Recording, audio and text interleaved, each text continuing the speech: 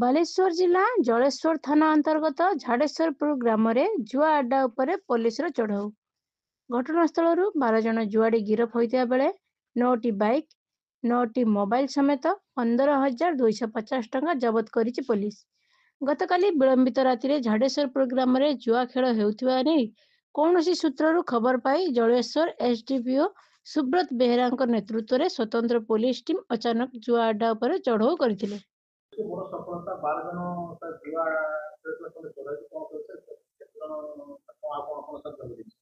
କାଲି ଆମେ ବିଳମ୍ବିତ ରାତିରେ ନାଇଟ୍ ପେଟ୍ରୋଲିଂ କରୁଥିବା ସମୟରେ ମୁଁ ଥାନା ଷ୍ଟାଫ୍ ଆଇସି ଏବଂ ସେଇଥିପାଇଁ ଯାଉ वन स्टाफ मैंने रेड कलु गोटे विश्वस्त खबर पाई आम झाड़ेश्वरपुर डिस्ट्रिक्ट रेड कलु और से 12 जन जुआड़ी को धरचु 9टी मोटरसाइकेल 15,250 टंका सीज कर